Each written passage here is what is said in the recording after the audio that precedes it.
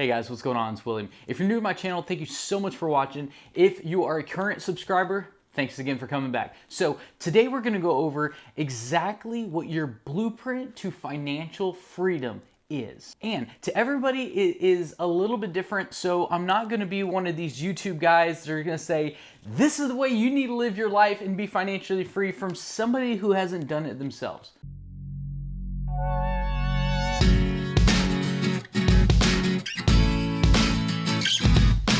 So, what is the blueprint to financial freedom?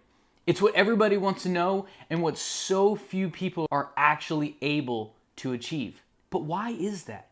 Is it really that difficult? And I want to share how I did it versus telling you how to do yours. Okay, so it's going to start with the big three, and that is your housing, your transportation, and your discretionary spending. Number one, housing. And for me, housing has always been a simple form of a roof over your head. For instance, my housing cost, my monthly mortgage, was under 2% of my gross monthly income. Now, a lot of people might be saying, I can't do that. 2% is only X amount of dollars. That's okay. I'm just giving you an example of how I did it, but I want you to understand that sometimes the place that you're staying could be putting you in your own financial prison that you made for yourself. So not everybody can do 2%. This is what I did. This is how I achieved my financial freedom by 32 years old and became a self-made millionaire by 29 after I did 8 years in the military.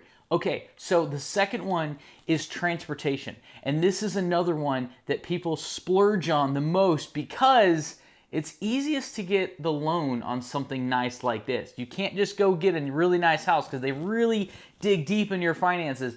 But if you want to go buy a $50,000 car and you've got the credit for it, they might give it to you and you really should not have it. So my transportation cost, my vehicle that I purchased, was 2 days worth of pay to me.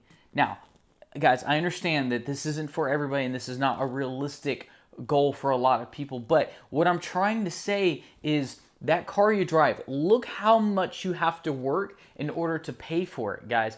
I know somebody in my family that makes under $40,000 a year that drives a vehicle worth more than $50,000 a year. That is what I'm trying to have you avoid because, like I said, you can be creating your own financial prison that you made and you put yourself there. It doesn't make any sense. So here's an example. Say you make $3,000 a month, okay? $4,000 a month. Okay, so in that case, you should be looking for a car with a, we'll just say you financed it, okay? You should be looking for a car with about a $200 payment, give or take. Guys, I drive a car to this day with a $227 payment with a warranty. It's all we need for my family, and it's actually kind of nice. At least inside for me, I'm okay with it, guys. I'm not out to flaunt because I know that if I had a really nice car, I would be impressing strangers at a stoplight that I've never met. Okay, so the next one is the one that I think could even trump your transportation costs, and that is discretionary spending. Oh my gosh, guys. I had an employee once, and I knew what he made because I signed his checks. Continuously go on cruises. He drove a car worth about 9 times the car that I drove. He was always buying the nicest gadgets. He had a brand new gun, or he had a brand new phone, or he had the latest MP3 Bluetooth player that attached to your motorcycle helmet. Like, it was always like the greatest gadgets and this and that. But at the end of the month, he was always scraping by. But he had a really cool GoPro 4 helmet camera he just bought, and he is now late on his rent. Like, it didn't make any sense. I don't even think he even noticed it though. So when I first got started, I started in my dad's backyard, literally selling 1 bike, and then 2 bikes, and then 3, and then 4, and then 5, and then eventually getting up to where I had a big dealership. And what I didn't notice, and I had this dealership for about 10 years, what I didn't notice is the best time, and I didn't realize this at the time, to start a business, the best time to start a business is after a crash. Now, I didn't know this. It was luck of the draw. I just got back from Iraq. I started up a business. It was 2009. Okay, so we all know what happened in 2008 in America. So in 2009, I started the business, and I started ramping up very quickly.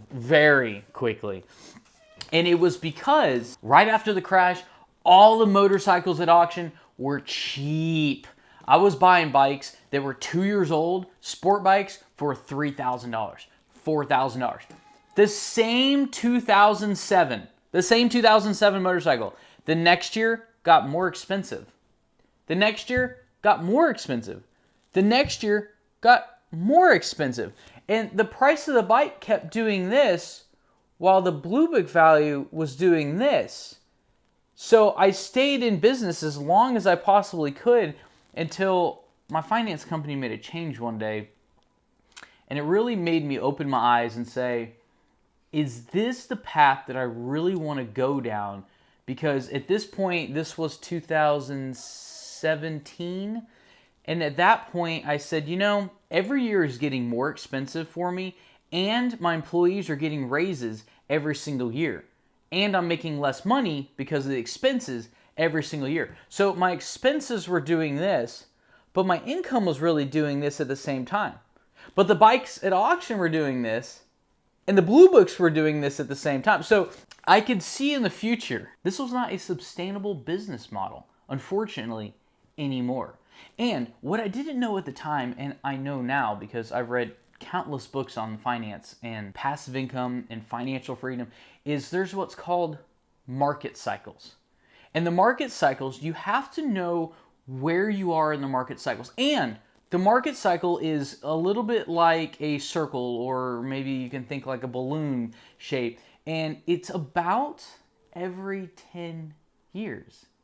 So here we are in 2008. We had a market crash. I started the business in 2009. Here we are in 2017, and I'm really having trouble putting things together. It's really coming down to I'm really having trouble justifying staying in business because my expenses are going skyrocketing, but yet my income isn't keeping up with my expenses anymore. But by that time, I had already built up the business very well. So if I were to step out, that's the time to do it versus riding it down slowly into the ground. So what I learned was in the market cycle, here's 2008 at the bottom.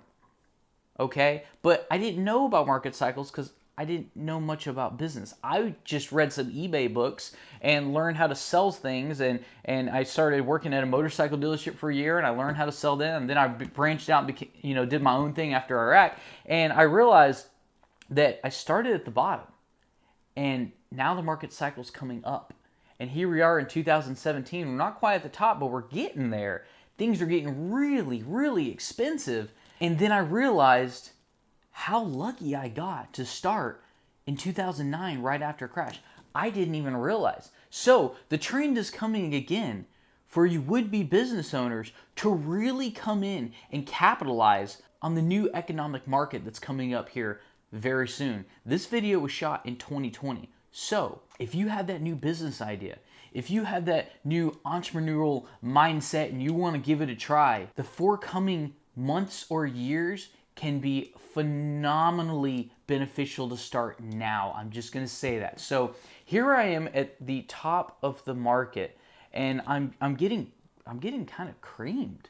So that's when I decided that I'm going to get into real estate because I was working my butt off. I was working 70 hours, 80 hours a week, and every year my pay was dropping, and every single year my gross income for the business happened to be the same.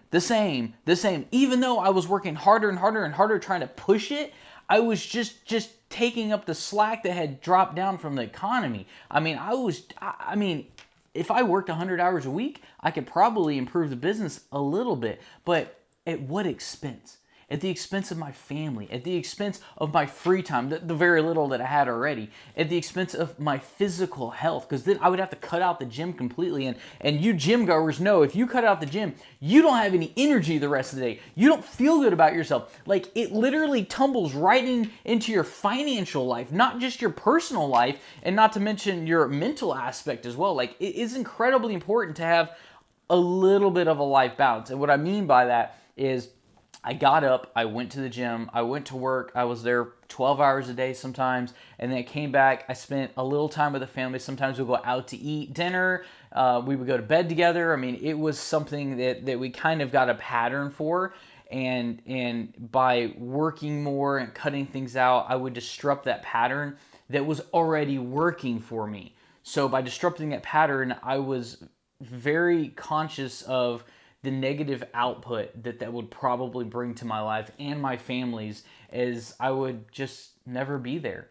I would gain physical weight. I would not be as happy, but I would be making the same amount of money. Like, it didn't make any sense. So I sold off the business and I bought real estate, rental properties that brings passive income in to this day. It allows me to spend time at the house. I'm at my house right now. I have my 2-year-old on the couch watching Barney. My girlfriend's out shopping right now in the nice truck that I just bought her, buying him new clothes because he won't stop growing. You know how 2-year-olds are. And I realized that the quality of life can be substantially improved with just a simple job change. Now, I know a lot of people go, oh my gosh, a job change is the end of the world. How can I risk changing jobs? I know what I have. It's a steady paycheck.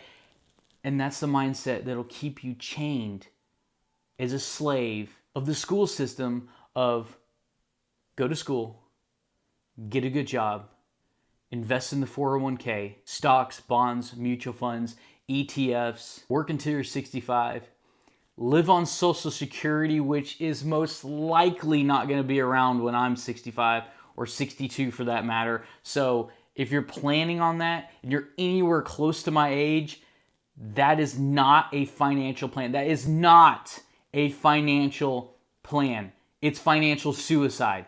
If I'm surprised that they're still putting out money to this day. And the more they print, the more hyperinflation is going to happen in this economy. And the more money you have saved is going to be devalued daily at a faster rate than the economy has ever seen before. So the third was discretionary spending. I know that last one got in a little bit of a tangent. And if you're still with me, thank you so much. And feel free to subscribe if you like this content. And I'll try not to ramble so long, I guess, on the next one. So what I did was, I didn't go to any clubs. I didn't go to any bars. I don't smoke. I don't drink. I do have a gym membership because I do believe that physical fitness is very important and will benefit you in every aspect of your life. I did own a motorcycle. I kind of had to, though, in my defense. I owned a motorcycle shop. And I'll be honest with you, I came across some deals that were too good to pass up. I said, look, for instance, I just sold a bike I've had for 10 years and got all my money back. You know what I mean? Like, it's one of those kind of deals. Like, I had a bunch of bikes, but at the same time, I got them much cheaper than you're just going to go out and find them, especially nowadays. So what I had in the garage had a perceived value of much higher than I actually paid. So I had some motorcycles. I did some riding a lot more earlier in my career than I do now, especially now that I have a little one. And I am into aviation. So I do like flying ultralight aircraft, fixed wing, and also paramotor. I got my sport pilot license, soon to get my private pilot license as well.